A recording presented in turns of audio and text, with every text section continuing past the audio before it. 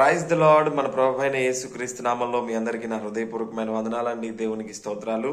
ఈ సమయంలో మనం సామెతల గ్రంథం 11వ అధ్యాయము 19వ వచనాన్ని కొద్దిసేపు ధ్యానించుకుందాం. అందులో ఏముందంటే, యథార్థమైన నీతి జీవదాయకము, దుష్టక్రియలు విడువక చేయవాడు తన మరణమునకే చేయును.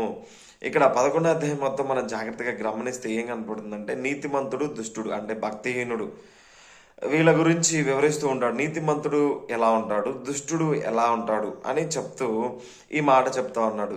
దుష్టుడు దుష్టక్రియలు చేస్తాడు. ఆ దుష్టక్రియలను విడువక చేస్తుండేవాడు దేనికి చేస్తాడంటే తన మరణమునకే చేస్తాడు.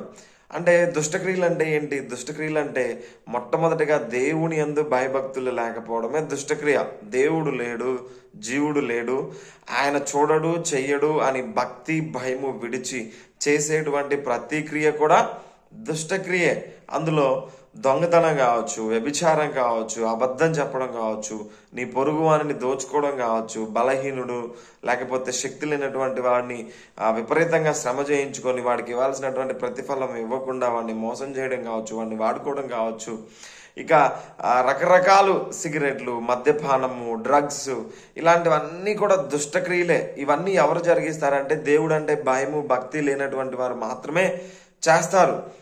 నీతి తప్పిన వాళ్ళే ఈ పనులు చేస్తారు. అయితే వీటిని చేశారు, కానీ వీటిని విడవకుండా జీవితాంతం అలాగే చేస్తూ ఉంటే దేనికి చేస్తారంటే మరణమునకే చేస్తారు. మనం ఏమనుకుంటాం అంటే ఇవి చేయడం వల్ల మనకు ఆనందం కలుగుతుంది, వీటి వల్ల మనకు సంతోషం కలుగుతుంది అనుకుంటాం. కానీ ఇది చివరికి దేనికి దారితీస్తుంది అంటే మన మరణానికి దారితీస్తుంది. మన జీవితంలో ఏ విధమైన సంతోషం ఉండదు, మన జీవితంలో ఆనందం ఉండదు, మన జీవితంలో నెమ్మది ఉండదు. మన జీవితం ఎప్పుడు అశాంతితోటి ఆందోళనతోటి నింపబడి ఉంటుంది. అదే మరణం.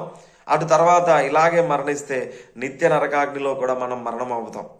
కాబట్టి దేవుడు ఎందుకు వీటి గురించి పదే పదే దుష్టక్రియల గురించి ఎప్పుడు చెప్తూ ఉంటాడంటే, వీటి వలన కలిగేటువంటి ఫలము మరణం. అది చాలా చేదైనది, చాలా చాలా చాలా దారుణంగా దాని ప్రతిఫలాలు ఉంటాయి. అందుకని దేవుడు వీటి నుంచి మనల్ని తప్పించడానికి నీతి మార్గాన్ని బోధిస్తూ ఉంటాడు. వీటి గురించి మనల్ని పదే పదే హెచ్చరిస్తూ ఉంటాడు.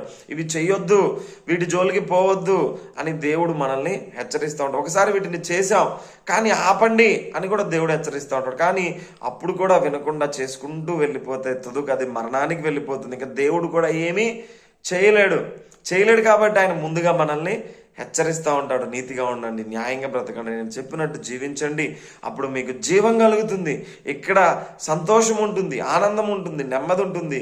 అంత మాత్రమే కాకుండా తర్వాత నిత్య జీవంలో కూడా మీరు నాతో పాటు ఉంటారు అని వాగ్దానం చేస్తూ ఉన్నాడు.